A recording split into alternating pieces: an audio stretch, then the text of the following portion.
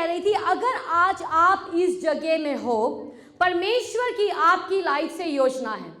प्रभु ने अगर आपको बुलाया है, परमेश्वर कभी भी कोई गलती नहीं करते। गलती करते हैं?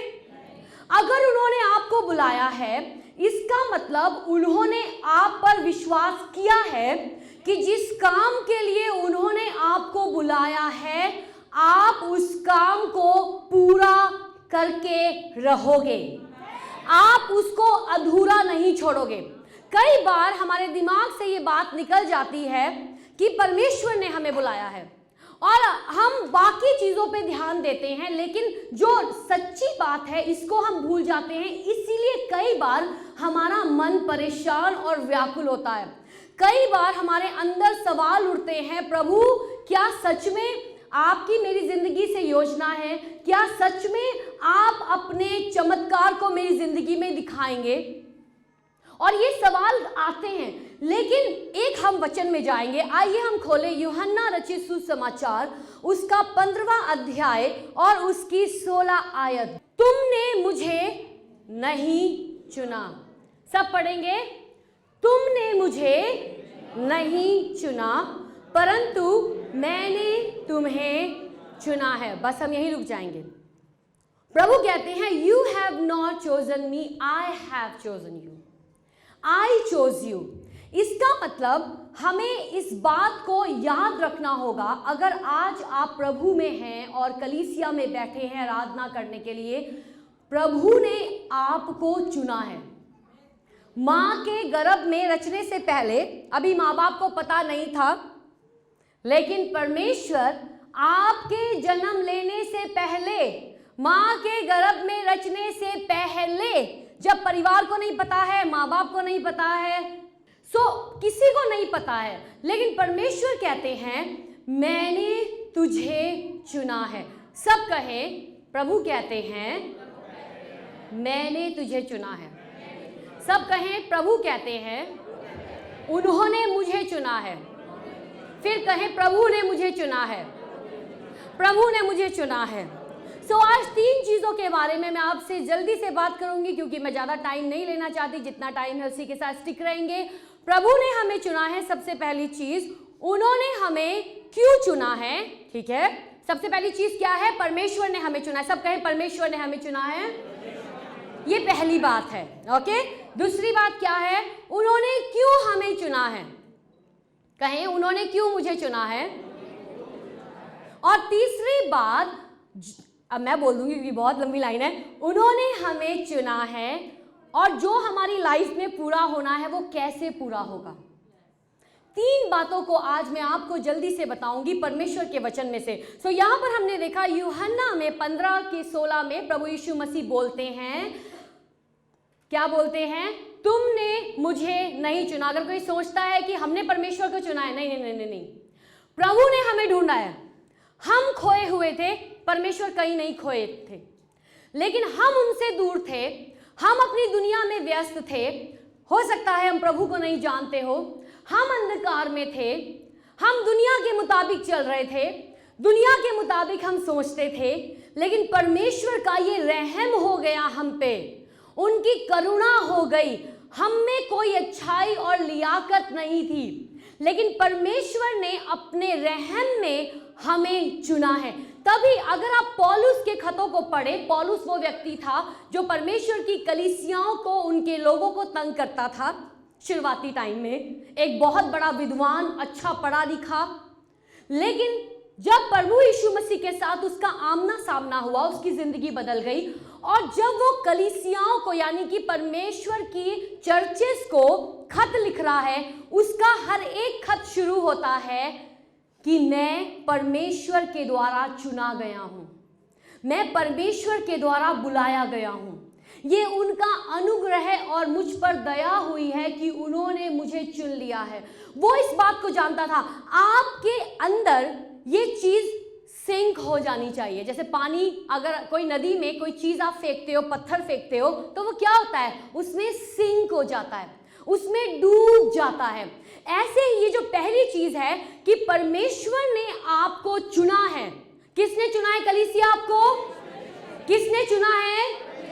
ये बात आपके खून के कतरे कतरे में बसनी चाहिए, ये आपके दिल की धड़कन में बसनी चाहिए, ये आपकी बॉडी के एक एक सेल में बसनी चाहिए, ये आपकी हर एक नर्व जो आपकी बॉडी में से जा रही है, आपकी तंत्रिकाएं, उसमें बसनी चाहिए कि परमेश्वर ने मुझे चुना है। आमीन। पौलुस को पता था परमेश्वर ने चुना है। जब उसकी लाइफ में कई बार प्रभु के कारण सताव आया, वो पीछे नहीं हटा। जब आपको परमेश्वर ने चुना है, एक बात याद रखना, आपकी जिंदगी में कुछ भी चाहे क्यों ना हो, हर एक बात मिलके भलाई को ही पैदा करती है। और जो कुछ भी आपकी जिंदगी में होता है, अंत में आपकी आशा पूरी होगी। जो कुछ भी आपकी जिंदगी में होता है, उसके द्वारा परमेश्वर को आपकी जिंदगी से महिमा मिलती है। पौलुस की जिंदगी में जो कुछ भी हुआ, पौलुस कहता है जो कुछ मेरी जिंदगी में हुआ है, उसके द्वारा सुसमाचार यानी कि प्रभु यीशु मसीह के बारे में बताने में बढ़ोतरी ही हुई है। जो कुछ भी मेरे साथ बीता है, उसके द्वारा कलीसिया की बढ़ोतरी और प्रभु के लोग मजबूत ही हुए हैं। आमीन। ये गवाही उसकी जिंदगी में थी, क्योंकि उसको एक बात पता थी। मेरा सवाल है, क्या आपको पता है? क्या आपको पता है? या हम अपनी सोच में डूब जाते हैं, हम भूल जाते हैं जब आगे पहाड़ आता है, जब आगे लाल समुंदर आ जाता है, जब आगे कोई रुकावट आ जाती है, क्या हमारे अंदर ये सवाल उठते हैं, क्या परमेश्वर आपने मुझे चुना है और आपकी मेरी जिंदगी से क्या योजना है? आप जानना चाहते हैं क्या योजना है? अपनी बाइबल पढ़ना शुरू करें। आमीन।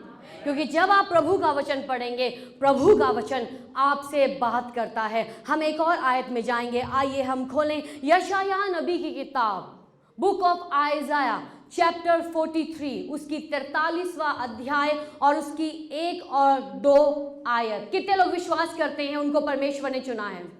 साथ वाले को कहें, आपको परमेश्वर ने चुना है, आपको परमेश्वर ने बुलाया है। हिलाकर कहें, आपको परमेश्वर ने बुलाया है। जोर से कहें, मुझे परमेश्वर ने बुलाया है और मुझे कोई भी शंका नहीं है। I have no doubt about it. आमीन।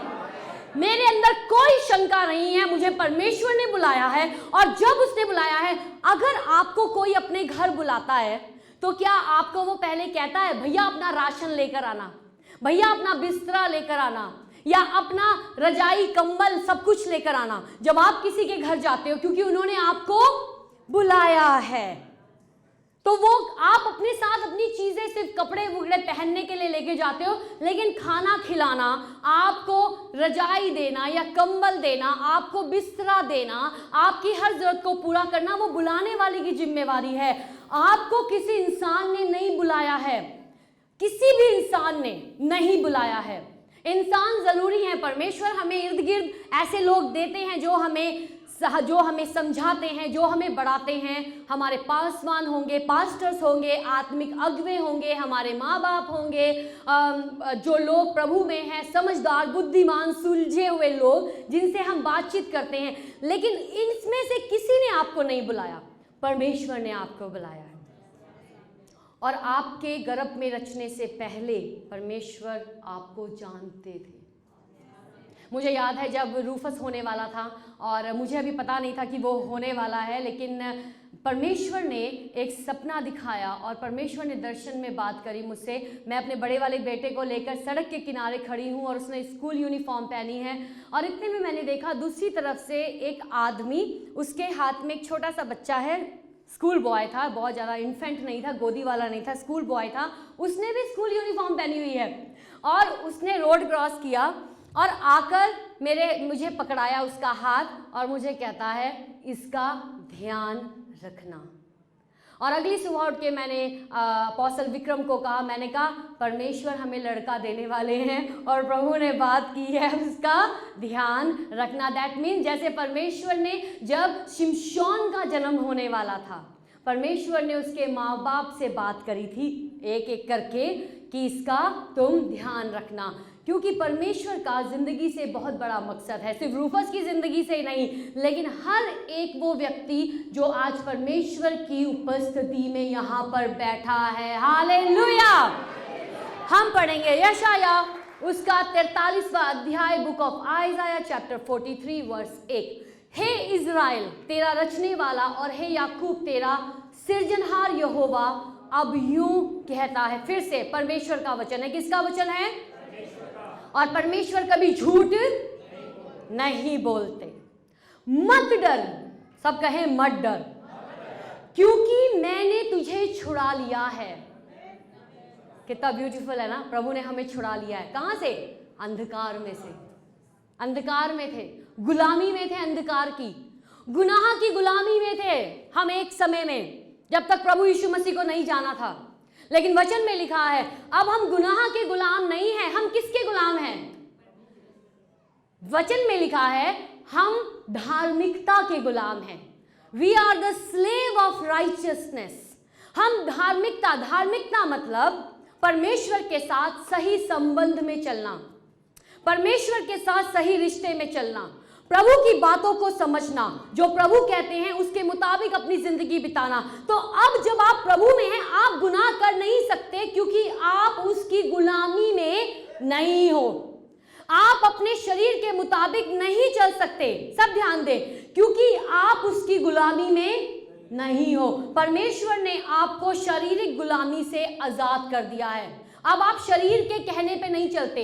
जैसा आपके शरीर को महसूस होता है या जैसा आपके अंदर बातें उठती हैं, वैसा नहीं आप करते, लेकिन आप परमेश्वर के वचन के मुताबिक चलते हो। गुस्सा आ रहा हो, फॉर एग्जाम्पल बहुत गुस्सा आ रहा है, दिल कर रहा है बोल दें, दिल कर रहा है किसी के ऊपर गुस्सा निकाल दें, किसी ने कुछ कर दिया उसको जाके बोल दें, लेकिन प्रभु कहते हैं मैंने तुम्हें कौन सा आत्मा दिया है?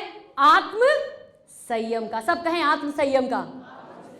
आत्म संयम का मतलब क्या है? अपने ऊपर काबू रखना। आमीन। अपने ऊपर, अपनी बीवी पे नहीं, अपने बच्चों पे नहीं, पति पे नहीं, अपने साथ वालों पे नहीं। सबसे पहले हमने अपनी जिंदगी के ऊपर प्रभु को काम करने देना है। आमीन। और यहीं से शुरुआत होती है। वो आपकी ज़िंदगी में काम करते हैं और फिर आपकी ज़िंदगी के द्वारा दूसरों की ज़िंदगी में काम करते हैं।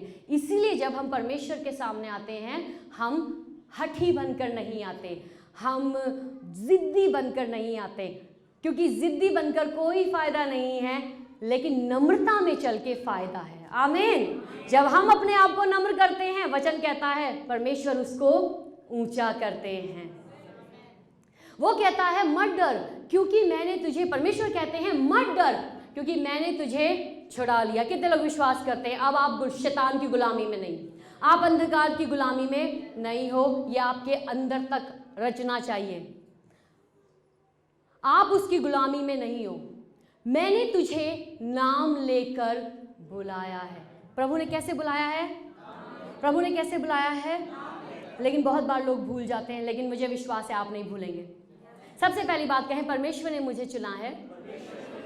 फिर कहें परमेश्वर ने मुझे बुलाया है। परमेश्वर मेरा नाम जानते हैं। Hallelujah, hallelujah. परमेश्वर आपके नाम को जानते हैं और आपकी जिंदगी से उनकी बहुत बड़ी योजना है। पतरस की जिंदगी से बहुत बड़ी योजना थी, याकूब की जिंदगी से बहुत बड़ी योजना थी, यूहन्ना प्रभु यीशु मसीह के जो अपोस्टल्स थे, जो प्रेरित थे, और प्रभु के कई और लोग जो बाद में आए, उनकी जिंदगी से एक बहुत बड़ी योजना थी। अगर प्रभु ने आपको बुलाया है, आपका बुलाया जाना वेस्ट नहीं होगा। आपका प्रभु के कामों में योगदान देना, ध्यान से सुनना, वेस्ट नहीं होगा। आपका आकर कलीसिया की सफाई करना वेस्ट नहीं होगा। आपका चेयर्स लगाना वेस्ट नहीं होगा। आपका प्रभु के लिए पैदल चलकर आना, कई बार ऑटो यहाँ तक नहीं आते हैं, लेकिन एक जगह तक आएंगे, फिर पैदल चलना होता है। आपका प्रभु के लिए सुबह उठकर अपने कामों को खत्म करके जल्दी से कलीसिया में टाइम पर आना व्यर्थ नहीं जाता, क्योंकि प्रभु हर एक चीज को हमारी जिंदगी में देखते हैं। आमीन।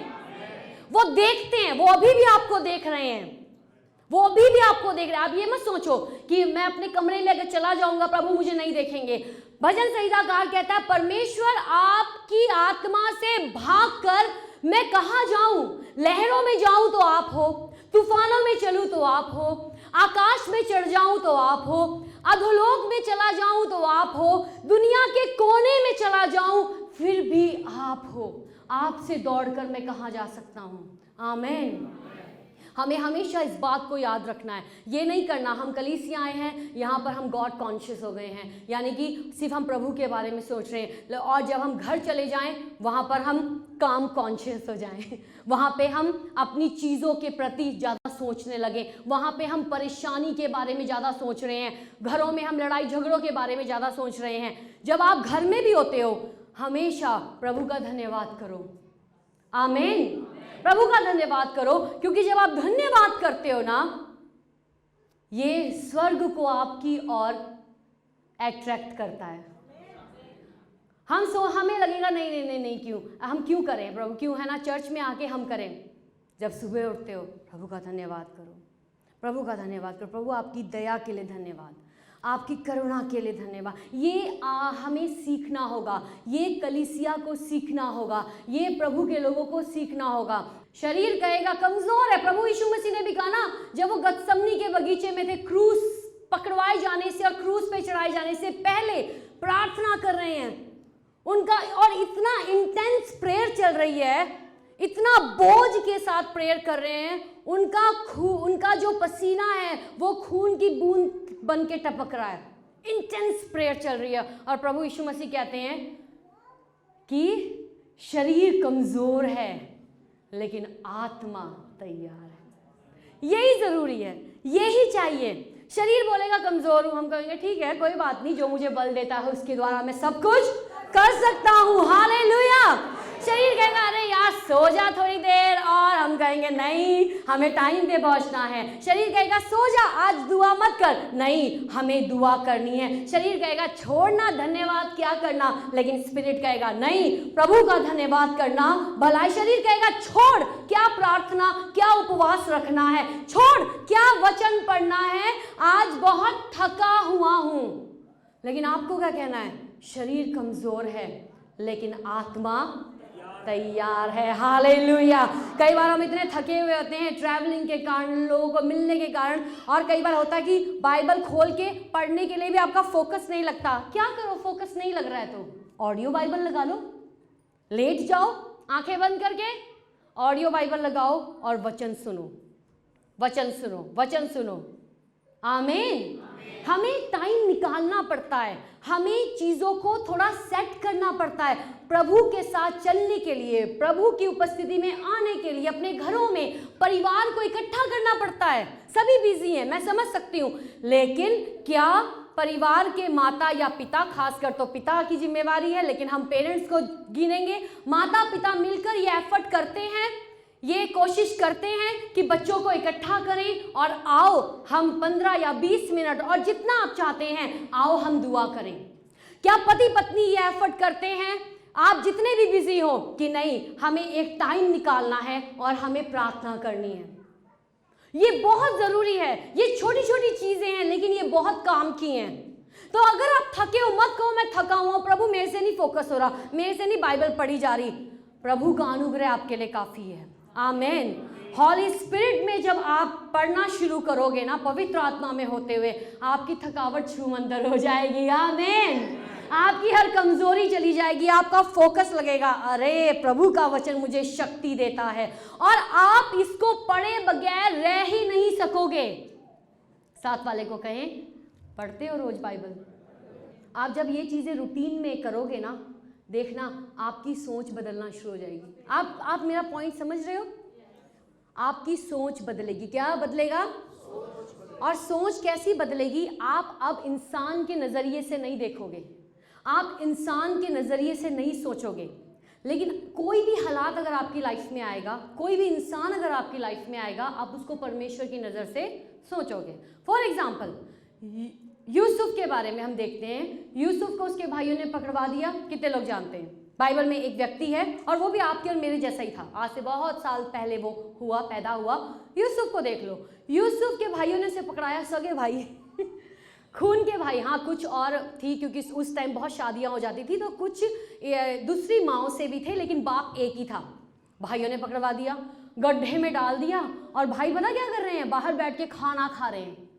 कैसे कोई खाना खा सकता है? एक भाई तकलीफ में, दूसरे आराम से, उनको पता है इसको गड्ढे में फेंका हुआ है। और उस यूसुफ के लिए उसके भाइयों ने गलत योजना बनाई,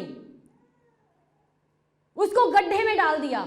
उसके कपड़े को लेकर जो उसके पापा ने, उसके फादर ने उसको दिया था, उसमें जानवर को मार के उसका लहू लगा दिया और बाप को दिखा दिया, ये लो यूसुफ को तो जंगली जानवर खा गया।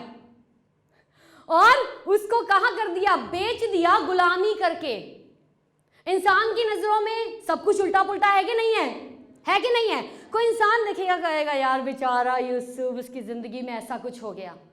लेकिन बाइबल में लिखा है यूसुफ के साथ परमेश्वर थे। क्या था? ये एक बड़ी इंपॉर्टेंट चीज है। सब जाए लेकिन प्रभु नहीं जाने चाहिए। साथ वाले को कहे सब जाए, प्रभु नहीं जाने चाहिए। मैं ये नहीं कह रही आपका सब कुछ चला जाए, जस्ट मैं एक उदाहरण दे रही हूं। सब जाए लेकिन प्रभु नहीं जाने चाहिए, क्योंकि अगर प्रभु आपके साथ है, सब चला भी जाए ना, 7 गुना लौट के आएगा। हालेलुया, 7 गुना लौट कर आएगा। लोगों ने सोचा इसको हमने खत्म कर देना है, इसका भविष्य उजाड़ देना है, अरे पिता का प्यारा है, इसको खत्म कर देंगे। लेकिन इंसान की नजरों से अगर हम देखें, सब कुछ उल्टा पुल्टा हो रहा है। क्या हो रहा है? लेकिन परमेश्वर की नजरों में सब कुछ परमेश्वर सही कर रहे थे। हालेलुया। तो जब आप प्रभु के साथ टाइम बिताते हो ना, आपको दिख रहा होगा पहाड़ है, लेकिन परमेश्वर कहेंगे, और आप वचन में पढ़ रहे हो, परमेश्वर का वचन आया, इस पहाड़ को बोल हट जा और उखड़ के समुद्र में गिर जा, और ये जा गिरेगा। और आप बोलोगे अच्छा प्रभु, आप चाहते हो मैं अपनी परेशानी को बोलूं हट जाए, आप चाहते हो मैं अपने तूफानों को बोलूं थम जाए, आप चाहते हो मैं अपनी गरीबी को बोलूं चली जाए, आप चाहते हो जो दरवाजे बंद है मैं उनको बोलूं वो खुल जाए, वो खुल जाएंगे। आमीन। तो जब आप परमेश्वर का वचन पढ़ते हो, आपका नजरिया बदलता जाता है। यूसुफ परमेश्वर के साथ था, परमेश्वर यूसुफ के साथ थे, उसका नजरिया बहुत अलग था। परमेश्वर दाऊद के साथ थे, उसका नजरिया अलग था। उसका नजरिया, जब शाऊल उसके पीछे भाग रहा है, उसको पता था परमेश्वर ने उसको बुलाया है, वो तसल्ली में था। आप समझ रहे हैं? उसको पता था परमेश्वर ने उसको बुलाया है। जब उसके बेटे अबशलोम ने उसका राज्य छीन के उसको भगा दिया, वो तब भी जंगलों में है, गुफाओं में है, लेकिन एक चीज की उसको तसल्ली है, परमेश्वर आपने मुझे बुलाया है, आप मुझे फिर से बहाल करोगे। आमीन, आमीन। पतरस को पता है परमेश्वर ने उसको बुलाया है, इसीलिए उसकी लाइफ में जब मुसीबतें आई वो पीछे नहीं हटा। यूहन्ना को पता था परमेश्वर ने बुलाया है, कुछ भी हुआ लाइफ में, उसको पतमुस के टापू में फेंक दिया। कितने लोग यूहन्ना के बारे में जानते हैं? हो सकता है आप में से कई लोग नहीं जानते हो। यूहन्ना प्रभु यीशु मसीह का एक प्रेरित था जिसको उन्होंने चुना, और उसको कहा जाकर दुनिया में वचन का प्रचार करो। लेकिन एक टाइम आया, उसको एक टापू में फेंक दिया गया, और ये सोचकर कि वो मर जाएगा। लोगों ने सोचा वो मर जाएगा, लेकिन परमेश्वर का उसकी जिंदगी से एक प्लान था। हालेलुया। बेशक आप टापू में हो, बेशक आप अकेले हो गए हो, लेकिन एक चीज याद रखना, जब परमेश्वर आपकी ओर है, आपके खिलाफ कोई खड़ा नहीं हो सकता। जोरदार ताली बजाएंगे प्रभु के लिए। आमीन। और वो उस बात को करके छोड़ेंगे जिसके लिए आपको उन्होंने बुलाया है, अगर आप उनको थाम के रखें। हालेलुया। अगर आप उनको थाम कर रखें। आगे लिखा है, मैंने तुझे तेरा नाम लेकर बुलाया है, तू मेरा ही है। कितने लोग कहते हैं प्रभु मैं आपका ही हूं? कहें प्रभु मैं आपका ही हूं। और सिर्फ मेरे कहने से मत कहो, क्या आप सच में बोल रहे हो प्रभु मैं आपका ही हूं? आमीन। और प्रभु का होना कितनी बड़ी बात है, परमेश्वर का होना कितनी बड़ी बात है। आगे हम जाएंगे एक और आयत में। पहली बात मैंने आपको क्या सिखाई? परमेश्वर ने आपको चुना है। सब कहें परमेश्वर ने मुझे चुना है। अब परमेश्वर ने हमें क्यों चुना है, आइए हम देखें। गिनती की किताब उसका 17वां अध्याय और उसकी 1 से 8 आयत में जाएंगे। तब यहोवा ने मूसा से कहा, इस्राएलियों से बातें करके उनके पूर्वजों के घरानों के अनुसार उनके सब प्रधानों के पास से एक छड़ी ले। परमेश्वर कहते हैं जितने भी कबीले हैं ना 12, सबकी छड़ियां लेके आओ। एक एक छड़ी एक एक कबीले को रिप्रेजेंट करेगी। इजराइल देश का नाम कितने लोगों ने सुना है? हाथ दिखाएंगे। लगता है आप खबरें नहीं देखते। हमेशा लड़ाई लगी रहती है, अभी भी लड़ाई लग रही है, लगी हुई है। इज़राइल, अब परमेश्वर कहते हैं मूसा को, जितने भी घराने हैं 12 गोत्र थे, सबसे एक एक छड़ी ला, हर एक छड़ी उनके घराने को जाहिर करेगी, यानी कि रिप्रेजेंट करेगी। मान लो मेरा घराना है, ये मेरे नाम की छड़ी है। तो अब ये छड़ी लेकर आनी थी और परमेश्वर कहते हैं उनके सब प्रधानों के पास से एक एक छड़ी ले और उन 12 छड़ियों में से एक पर एक एक के मूल पुरुष का नाम लिख। सो जो हेड था उस पूरे एक ट्राइब का, एक कबीले का, उनके नामों को लिख दो। और लेवियों की छड़ी पर हारून का नाम लिखा, हारून का नाम भी लिखा गया आगे। और लेवियों की छड़ी पर हारून का नाम लिख, क्योंकि इजरायलियों के पूर्वजों के घराने के एक एक मुख्य पुरुष की एक एक छड़ी होगी। सो अब आप इसका थोड़ा बैकग्राउंड समझें। हम दिखाएंगे आर्क ऑफ द कवनेंट, दिखाओ फटाफट से, आर्क ऑफ द कवनेंट, वाचा का संदूक। ये लोग आकर मूसा को कहते हैं, दूसरे लोग कोरा करके लोग थे और भी कुछ लोग उनके साथ जुड़ गए, एक कबीला था, उसके आगे कहते हैं तुझे हमारे ऊपर सरदार किसने रखा है, और उसकी अधिकार के ऊपर क्वेश्चन कर रहे हैं कि हारून को ही क्यों चुनना है महायाजक, वो व्यक्ति जो परमेश्वर की हुजूरी में जाके सेवा टहल करे। सो लोग क्वेश्चन उठाते हैं क्यों इसी को ही चुनना है, और लोग क्वेश्चन उठा रहे हैं मूसा के ऊपर, तूने इसी को क्यों चुना है। सो परमेश्वर इस बात में आकर आते हैं और वो मसला सुलझा रहे हैं। कौन सुलझा रहा मसला? परमेश्वर। क्योंकि हमें समझना होगा, बाइबल में लिखा है हर एक अधिकार परमेश्वर की ओर से, और अगर परमेश्वर ने किसी को कोई अधिकार दिया है, किसी को कोई जगह दी है, वो परमेश्वर की ओर से है। आमीन। मूसा को किसने चुना? परमेश्वर ने। हारून को किसने चुना? परमेश्वर ने। यहोशू को किसने चुना? परमेश्वर ने। यूहन्ना को किसने चुना? परमेश्वर ने। पतरस को किसने चुना? यीशु मसीह ने। याकूब को किसने चुना? किसने चुना? पौलुस को किसने चुना? पौलुस ने जाके खुद बोला था मेरे को चुनो। पौलुस को किसने चुना? परमेश्वर ने। तो हम पहले टॉपिक से सेकंड में जा रहे हैं। पहली बात, परमेश्वर ने हारून को चुना था, लेकिन अब क्योंकि लोग सवाल उठा रहे हैं कि क्यों इसको चुना है, परमेश्वर आके उस मसले को हल करते हैं। हम आगे देखेंगे। सो आप देखें, आर्क ऑफ द कवनेंट है, जिसे कहते हैं वाचा का संदूक। सब कहें वाचा का संदूक। अब ये वाचा का जो संदूक था, ये इसमें परमेश्वर की उपस्थिति रहती थी। ध्यान से सुनना आप लोग, परमेश्वर की उपस्थिति इसके अंदर रहती थी, और ये वाचा का संदूक अति पवित्र स्थान में रहता था, तंबू के बीच में। वहां पर सिर्फ महायाजक साल में एक बार जाता था। इसके अंदर परमेश्वर की हुजूरी थी, और यहां पर साधारण आप और मेरे जैसे लोग नहीं जा सकते थे। लेकिन इस जो वाचा का संदूक था, इसमें 3 चीजें रखी हुई थी। उन्हें गौर से देखना, देखेंगे हम नेक्स्ट फोटो। ओके, इसमें हम देखते हैं 3 चीजें हैं। आप इसको हिब्रानियों की किताब में भी पढ़ सकते हैं, और आप पुराने नियम की किताबों में भी इसके बारे में जिक्र है। सो परमेश्वर ने मूसा को परमेश्वर मूसा को स्वर्गीय दर्शन दिया, और परमेश्वर ने उसे दिखाया जैसा मैं तुझे स्वर्ग में दिखाता हूं, तूने पृथ्वी पे सेम पैटर्न बनाना है। पूरा तंबू जो था परमेश्वर का, और एग्जैक्टली मूसा ने वो बनाया जो उसको परमेश्वर ने दिखाया। सो वाचा का संदूक, उसके अंदर क्या रहता है? परमेश्वर की हुजूरी। सब कहें परमेश्वर की हुजूरी। किसके अंदर रहती थी? वाचा के संदूक में, पुराने समय में, जब तक प्रभु यीशु मसीह नहीं आए थे। और इस वाचा के संदूक को आप और मेरे जैसे साधारण लोग कभी भी नहीं उठा सकते थे। अगर हम कोशिश भी करते, हमारे लिए डेथ थी। एक बार एक व्यक्ति ने कोशिश करी, अभी हाथ लगाने ही वाला था, उसी time on the spot death हो गई, क्योंकि जिस तरीके से उसे हैंडल करना था, उसे ऐसे हैंडल नहीं किया। फॉर एग्जाम्पल, छोटा जब बच्चा होता है, आप उसको कैसे हैंडल करते हो? एक ही हाथ से उठा लेते हो। 1 महीने का बच्चा होगा, कैसे उठाओगे? बड़े प्यार से, आप चौकन्ने रहते हो, आप केयरफुल रहते हो, सब पोजीशन ठीक है। हर एक चीज को हैंडल करने का तरीका होता है ना, हम ऐसे नहीं किसी भी चीज को हैंडल कर लेते हैं। ऐसे ही परमेश्वर ने इनको बताया था, इस तरीके से तुमने हैंडल करना है, लेकिन उस व्यक्ति ने गलती करी, ऑन द स्पॉट डेथ हो गई। हम आगे बढ़ेंगे। और उस समय सिर्फ याजक लोग, अब जब इसको एक जगह से दूसरी जगह ले जाना होता था, याजक लोग अपने कंधे पे रखते थे इसको, ऐसे इसमें रॉड्स लगी होती थी, उन्होंने कंधे पे रखना और फिर ये आगे बढ़ते थे। इस संदूक को। अब इस संदूक के अंदर 3 चीजें थी, हर कोई कहे 3 चीजें थी। वो क्या क्या थी? वो थी हारून की छड़ी, सब कहे हारून की छड़ी,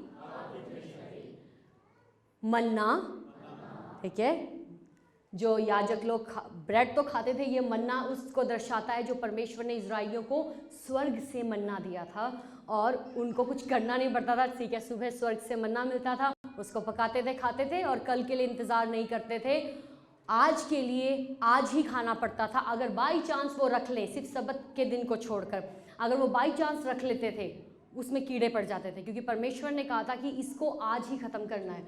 मन्ना उस स्वर्गीय रोटी को दर्शाता है। और ये टैबलेट, तख्ती जो परमेश्वर ने मूसा को दी, जिसमें 10 आज्ञाएं लिखी थी। अब ये जो रॉड है, इसके बारे में हम इस वचन में देख रहे हैं। परमेश्वर ने कहा हारून की छड़ी को, और जितने भी लोग हैं उन सब की छड़ियों को रख दे। हम दोबारा उस वर्ष में जाएंगे, गिनती की किताब 17वां अध्याय। और उन छड़ियों को मिलाप वाले तंबू में साक्षी पत्र के आगे रखना। कहाँ रखना? आगे रखना, यानी कि इस बॉक्स के आगे रखना, जहां पर परमेश्वर की क्या रहती है? हमेशा हजूरी रहती है। मिलाप वाले तंबू में साक्षी पत्र के आगे रखना, जहां मैं तुम लोगों से मिला करता हूं। परमेश्वर क्या करते थे? लोगों से वहां पर मिला करते थे। इसको रख देना। और जिस पुरुष को मैं चुनूंगा, सब कहें जिस व्यक्ति को मैं चुनूंगा, फिर कहें जिस किसी व्यक्ति को मैं चुनूंगा। परमेश्वर कहते हैं यहां पर जिस पुरुष को मैं चुनूंगा, सब कहें चुनूंगा। हमने पहले क्या पढ़ा? प्रभु यीशु मसीह ने क्या कहा? मैंने तुम्हें चुना है। और प्रभु यहां पर परमेश्वर कह रहे हैं मूसा को कि जिसको भी मैं चुनूंगा। आप विश्वास करते हो आप प्रभु के चुने हुए हो? आपकी जिंदगी से योजनाएं आगे हम पढ़ेंगे। जिस भी पुरुष को मैं चुनूंगा उसकी छड़ी में कलियां फूट निकलेगी। हालेलुया! वो ब्लेस्ड व्यक्ति है। आमीन। वो आशीष पाया हुआ है। ये इम्पॉसिबल है आप कोई छड़ी तोड़कर ऐसे ही रख दो और उसमें फूल, पत्तियां, कलियां और बादाम निकल आए। ये इम्पॉसिबल है। इंसानी नजरों से ये इम्पॉसिबल है। मेडिकली अगर हम साइंटिफिकली देखें, वैज्ञानिक तौर पे ये इम्पॉसिबल है। लेकिन जब इसको परमेश्वर की हुजूरी में रखा गया, कहाँ रखा गया? इस सूखी छड़ी को परमेश्वर के सामने उनकी हुजूरी में रखा गया। प्रभु कहते हैं जिसको मैं चुनूंगा उसकी छड़ी में कलियां फूट निकलेंगी। हालेलुया! ये वचन आज आपके लिए है। प्रभु ने आपको चुना है, इसका मतलब आपको फलवंत होने से कोई रोक नहीं सकता। लगता है विश्वास नहीं किया। आपको प्रभु ने चुना है, आपको ताकत में चलने से कोई रोक, आपको निरोग होकर चलने से कोई रोक। आप बीमारी के लिए नहीं बुलाए गए हो, याद रखो। आप कमजोरी के लिए नहीं बुलाए गए हो। परमेश्वर ने आपको चंगाई में चलने के लिए बुलाया है। आप मानसिक तनाव में चलने के लिए नहीं बुलाए गए हो। परमेश्वर ने आपको आजादी में चलने के लिए बुलाया है। हालेलुया! आगे वो कहते हैं, परमेश्वर कहते हैं उसमें से कलियां फूट निकलेंगी। और इजराइली जो तुम पर बुड़बुड़ाते रहते हैं, होंगे कुछ लोग आप पे बुड़बुड़ाते होंगे, प्रभु के पीछे चलने से क्या मिला? प्रभु के साथ चलने से तुम्हें क्या मिला? आज भी, कल भी मैं किसी से बात करी थी, वो कहते हैं, लोग मेरे रिश्तेदार मुझे कहते हैं प्रभु के साथ चलने से तुझे क्या मिला? लोग सवाल करते हैं। लेकिन जिनको परमेश्वर ने बुलाया है, आपको और मुझे, हमें पता है हमें प्रभु के साथ चलने से क्या मिला। बुड़बुड़ाते होंगे लोग, लेकिन एक चीज याद रखना, आप प्रभु की हुजूरी में हो ना, आपकी छड़ी में हमेशा बादाम निकलेंगे। आपके घराना हमेशा फलवंत होगा। आमीन। आपके अंदर कोई भी सूखापन नहीं होगा। साथ वाले को कोई सूखापन नहीं, कोई ड्राइनेस नहीं। No dryness, no dry season. प्रभु के साथ जब आप जुड़े हो, आपके अंदर सूखापन आ ही नहीं सकता। आपको लगेगा यार सब कुछ सूखा है, नहीं, फिर भी मैं प्रभु में आनंदित और मगन रहता हूँ। मेरे मुंह से हमेशा मेरे परमेश्वर की स्तुति और प्रशंसा होती है। मैं प्रभु को सुबह उठ के क्या करता हूँ? धन्यवाद देता हूँ। अपने बिछौने पर लेट कर मैं उसके उपकारों के लिए उसका धन्यवाद देता हूँ। हालेलुया। कोई ड्राई सीजन नहीं है, आपको प्रभु के साथ जुड़ना होगा, बस ये प्रॉब्लम है। जुड़ जाओगे ना प्रभु के साथ, आपकी जिंदगी से उनकी जिंदगी बहेगी। 100% गारंटी, 100% गारंटी है कि आपके अंदर से जिंदगी का सोता निकलेगा। इसका मतलब आपके अंदर से जिंदगी निकलेगी, मतलब जो आप बोलोगे उसमें जिंदगी होगी, जो आप करोगे उसमें जिंदगी होगी, जो आप सोचोगे उसमें जिंदगी होगी। जो भी आप करोगे वो सब कुछ दूसरों की भलाई के लिए और जिंदगी को ही बहाएगा। प्रभु ने कहा जो मुझ पे विश्वास करता है उसके भीतर से क्या निकलेगा? गंदी नाली का पानी, गंदा नाली निकलेगी, जिंदगी के जल का सोता निकलेगा उसके स्पिरिट में से। लेकिन उसके लिए आपको कुछ करना होगा। कितने लोग फलवंत होना चाहते हैं? देखो, मैं यहाँ पे कानून की बात नहीं कर रही हूँ। पुराने नियम में कानून था, लेकिन प्रभु का धन्यवाद, उन्होंने हमें कानून से छुटकारा देके अनुग्रह में हमें ले आए हैं, फजल में, अपनी आत्मिक सामर्थ्य में, कि हम अपनी ताकत से नहीं कुछ कर सकते, लेकिन अगर हम उन पे डिपेंड होते हैं तब हम सब कुछ कर सकते हैं। इसके लिए हमें एक चीज़ करनी होगी। तो सबसे पहले मैंने आपसे बात की, परमेश्वर ने हमें चुना। सब कहें, परमेश्वर ने मुझे चुना है। दूसरी चीज़, उन्होंने हमें क्यों चुना है कलीसिया? फलवंत होने के लिए। सब कहें, फलवंत होने के लिए। हम एक 7वीं और 8वीं आयत, जल्दी से 7वीं 8वीं आयत में जंप करें। उन छड़ियों को मूसा ने साक्षी पत्र के तंबू में यहोवा के सामने रख दिया। ओके, रख दिया। 7, दूसरे दिन मूसा साक्षी पत्र यानी कि वो वाचा का जो संदूक था तंबू में गया, तो क्या देखा कि हारून की छड़ी जो लेवी के घराने के लिए थी उसमें कलियां फूट निकली हैं। वो लेवी का घराना था। आज हमारा कौन सा घराना है? पत्रस क्या, पत्रस क्या कहता है? हम एक और आदमी जाएंगे, फिर हम इसमें आएंगे, जंप करेंगे। पहला पत्रस उसका 2 अध्याय उसकी 9 आयत। पर तुम एक चुना हुआ वंश, चुना हुआ, फिर से चुने हुए। प्रभु ने कहा तुम चुने हुए हो। यशाया नबी लिखता है तुम चुने हुए हो। पत्रस उल्टा लटका के मारा गया और उसने 3 दिन तक प्रचार किया और 3000, अगर मैं सही हूं, 3000 लोगों ने प्रभु यीशु मसीह को जिंदगी दी। वो व्यक्ति लिखता है जो कई बार हड़बड़ी करता था, कई बार जल्दबाजी करता था, इसका कैरेक्टर था एक। पर तुम एक चुना हुआ वंश हो। बाद में उसको समझ आ गया मुझे चुना हुआ है। सब कहें मैं चुना हुआ वंश हूं। कहें मैं चुना हुआ वंश हूं, मैं अलग किया हुआ वंश हूं। आगे वो कहता है और राजपदधारी याजकों का समाज, रॉयल प्रीस्टहुड। पुराने टाइम में प्रीस्ट लेके चलता था कंधे में, आज हम रॉयल प्रीस्ट हैं, आज हम वो याजकों का समाज है। इसीलिए तो परमेश्वर की हुजूरी हमारे अंदर है। आमीन। याजकों का समाज। और कैसे लोग हो? पवित्र लोग हो। कैसे लोग हो? सब कहें मेरी सोच पवित्र है। सर पे हाथ रख के कहें मेरी सोच पवित्र है। कहें प्रभु मुझे पवित्र करें, मेरी सोच को बदलें।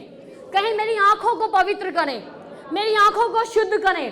कहीं मेरे सुनने को शुद्ध करें, फिर कहीं मेरे बोलने को शुद्ध करें, फिर कहीं मेरे दिल को शुद्ध करें। इसमें कोई गंदगी नहीं आनी चाहिए।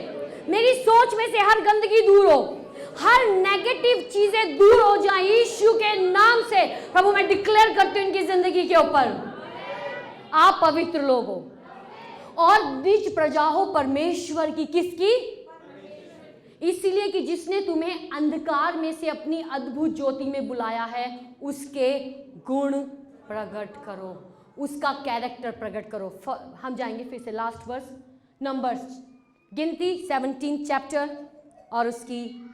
दूसरे दिन मूसा साक्षी पात्र के तंबू में गया तो क्या देखा कि हारून की छड़ी जो लेवी के घराने के लिए थी उसमें कलियां फूट निकली। कितने लोग चाहते हैं आपकी जिंदगी में कलियां फूटे? चाहते हैं कलियां फूटे? बेशक आपको लगता होगा सब कुछ रूखा है, सब कुछ सूखा है, लेकिन परमेश्वर का वचन कहता है अगर तू मेरी हुजूरी में टाइम बिताए ना, मैं तेरी जिंदगी को फलवंत करूंगा। तू मेरे साथ चलता रहेगा ना, मैं तेरी ज़िंदगी को फलवंत करूँगा। तू मेरी ओर देखता रहेगा ना, मैं तेरी ज़िंदगी को फलवंत करूँगा। तू मेरे साथ समय बिताएगा ना, मैं तुझे बल और ताकत देता रहूँगा आगे बढ़ने के लिए। आमीन। तो क्या देखा कि हारून की छड़ी जो लेवी के घराने के लिए थी उसमें कलियां फूट निकली, अर्थात उसमें कलियां लगी, फूल भी फले, हालेलुया, और पके बादाम भी लगे हैं। ये किस बात को दर्शाता है? फलवंत होने को। लेकिन एक कंडीशन थी, सब कहें एक शर्त है। अपने हाथ को उठा के कहें एक शर्त है, साथ वाले को हिला के कहें एक शर्त है। एक चीज जो प्रभु आपसे मांगते हैं, और आपको पता है वो क्या है? लास्ट वर्स हम जाएंगे, सॉरी मैंने पहले कहा था वो लास्ट वर्स है, लेकिन हम जाएंगे दूसरा इतिहास उसका 16वां अध्याय उसकी 9 आयत, 2 क्रॉनिकल्स चैप्टर 16 वर्स 9। देख, सब कहें देख, देख, यहोवा यानी कि परमेश्वर की दृष्टि सारी पृथ्वी पर इसलिए फिरती रहती है। दैट मीन्स परमेश्वर ढूंढ रहे हैं। अब वो क्या ढूंढ रहे हैं? आगे लिखा है, फिरती रहती है कि जिनका मन उसकी ओर निष्कपट रहता है, जो पूरी तरीके से प्रभु पे अपनी लाइफ को डेडिकेट करते हैं, परमेश्वर पे जो पूरी तरीके से विश्वास करते हैं, उनकी सहायता में वह अपनी सामर्थ्य दिखाए। अगर हम the eyes of the Lord search the whole earth in order to strengthen those whose heart are fully committed to him. प्रभु की आंखें ढूंढ रही है उन लोगों को मजबूत करने के लिए, सब कहें मजबूत करने के लिए। अब मजबूती सिर्फ शारीरिक नहीं है, आत्मिक भी है, शारीरिक भी है, मानसिक भी है। आप मजबूत करने के लिए ढूंढ रही है जिनके दिल पूरी तरीके से परमेश्वर पे लगे हुए हैं, जिनका मन उसकी ओर निष्कपट रहता है, उनकी सहायता में वह अपनी सामर्थ्य दिखाएगा। कितने लोग कहते हैं प्रभु मैं अपनी लाइफ को आपको कमिट करता हूँ। अगर आप कमिट करते हो ना, अगर आप प्रभु के हाथों में देते हो ना, देखना कैसे परमेश्वर अपने सामर्थ्य को आपकी ज़िंदगी से जाहिर करेंगे।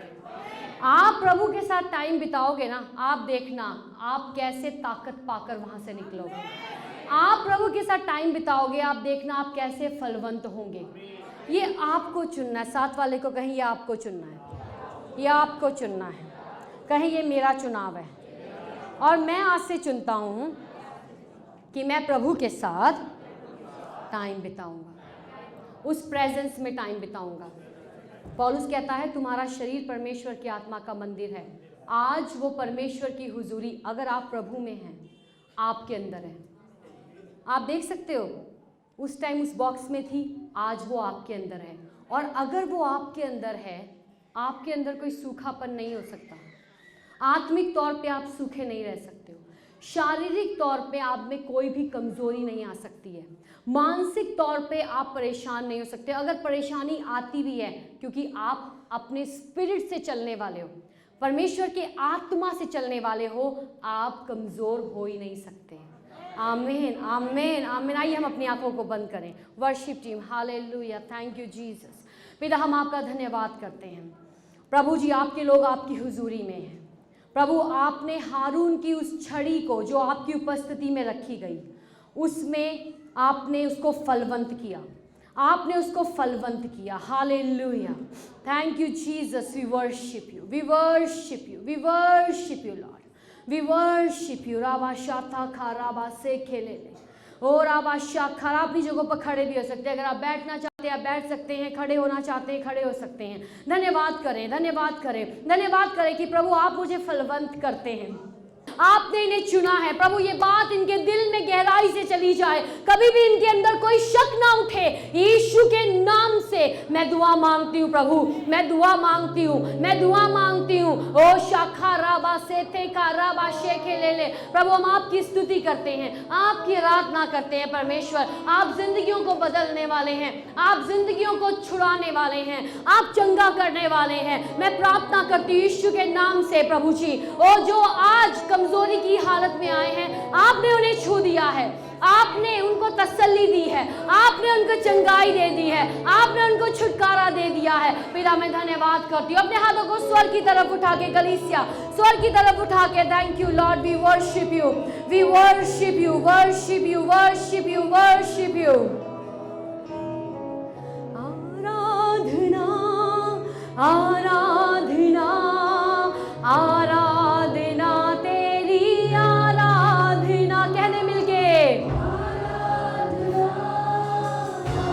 शारा बाबा बाबा बाबा बाबा शेते का राबा बाबा बाबा से खेले आराधना आराधना आराधना तेरी आराधना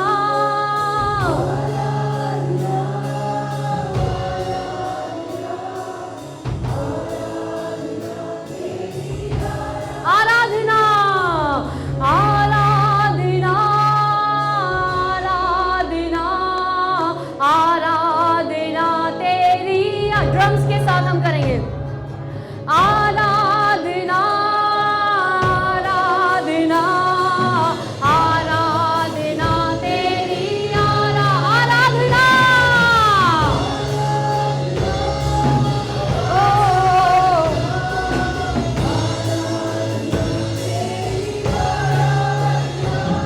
तेरा फजल मेरे लिए काफी है तेरा फजल मेरे लिए तेरा फजल मेरे लिए कह दे मिलके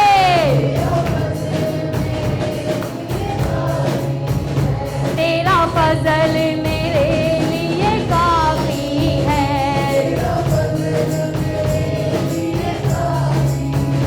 तारीफ हो खुदा के बड़े की तारीफ हो खुदा के बड़े की कह दे मिलके हर कोई मिलके तारीफ हो तारीफ हो तारीफ हो तारीफ हो तारीफ हो तारीफ करे तारीफ हो खुदा के बड़े की तारीफ हो खुदा के बड़े जो सिंहासन पर विराजमान है वो मेरी जिंदगी से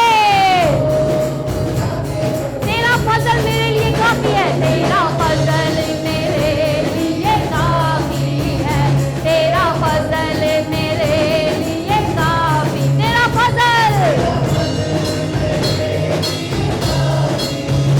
तेरा फजल मेरे लिए तेरा फजल मेरे लिए काफी है तेरा फजल मेरे लिए काफी है तेरा फजल मेरे लिए काफी है तेरा फजल मेरे लिए तारीफ हो खुदा के बड़े की तारीफ हो खुदा के बड़े की तारीफ हो तारीफ हो तारीफ हो तारीफ हो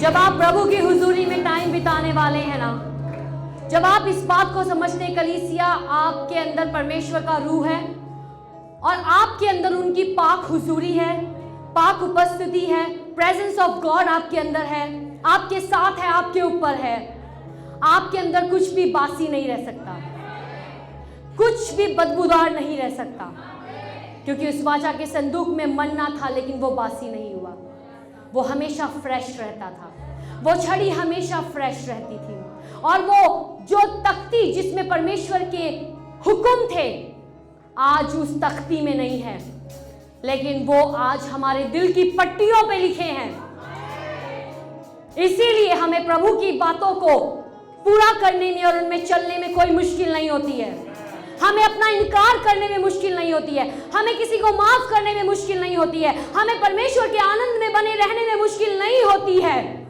क्योंकि परमेश्वर की हुजूरी हमारे अंदर है तारीफ हो खुदा के बड़े की तारीफ हो खुदा के हर हाथ स्वर की तरफ उठ जाए मिलके तारीफ हो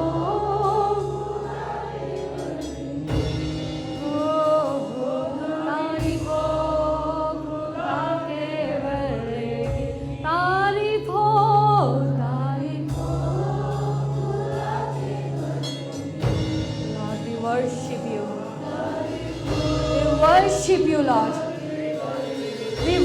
worship you, King of Kings. We worship you, Lord of Lords. बादशाहों के बादशाह, राजाओं के राजा, महिमा के परमेश्वर की, जिसने हमें चुना, हमें अलग किया, हमें अपने बच्चे बनाया, हमें अपना पाक रूह दिया, हमारे शरीरों को ताकत दी, हमारे अंदर आके वो रहते हैं, हमारी अगुवाई करते हैं। ये उनकी दया नहीं तो और क्या है, ये उनकी करुणा नहीं तो और क्या है। और पिता, जब आपकी हुजूरी आपके लोगों के शरीरों में है, कोई कमजोरी इनकी जिंदगी में नहीं रह सकती, शैतान का कोई बंधन इनकी जिंदगी में नहीं रह सकता है। यीशु के नाम से मैं आजादी को बोल देती हूँ। हर एक अंधकार का काम जिंदगियों में से टूट जाए, हर दुष्ट आत्मा का काम टूट जाए, हर अंधकार का काम टूटे। प्रभु, आप अपने लोगों को नेक्स्ट लेवल में लेके जा रहे हैं। ओ हालेलुया, महिमा से महिमा में लेके जा रहे हैं। ये ग्लोरी को देखेंगे अपनी लाइफ में। प्रभु, आपकी ग्लोरी को देखेंगे, आपकी ग्लोरी को अपनी लाइफ में देखेंगे। आपकी ग्लोरी को प्रभु छू लें आज। पवित्र आत्मा, आप छू लें, इनको छू लें, और इनके शरीरों को छू लें, इनकी जिंदगियों को छू लें। यीशु के नाम से, यीशु के नाम से, यीशु के नाम से। ओ प्रभु, उस हवा को बहने दें, उस आग को आने दें। यीशु के नाम से मैं डिक्लेयर करती हूँ, डिक्लेयर करती हूँ प्रभु जी। तारीफ हो खुदा के बड़े की, तारीफ हो, तारीफ हो,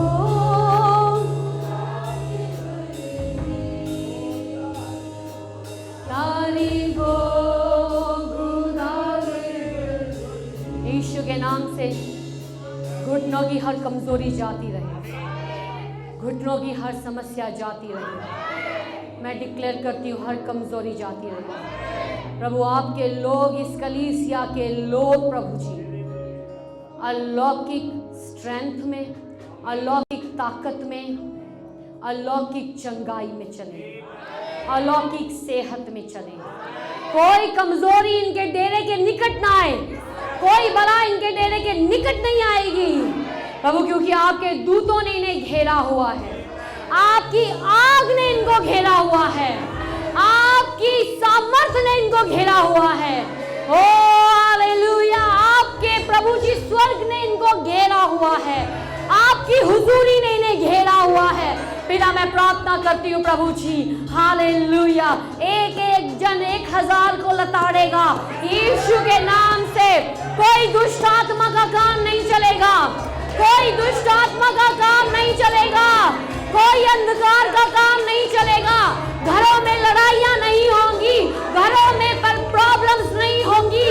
यीशु के नाम से सब तेरा मेरा सीधा हो जाता है, सब सूखापन यीशु के नाम से झड़ जाता है, सूखापन झड़ता है। आत्मिक बेदारी बोलती हूँ इस कलीसिया के ऊपर, आत्मिक बेदारी बोलती हूँ। हर एक जन, हर एक जन, हर एक जन, हर एक जन, छोटे से छोटे से लेकर बड़े से बड़ा तक आत्मिक रिवाइवल बोलती हूँ, आत्मिक रिवाइवल बोलती हूँ।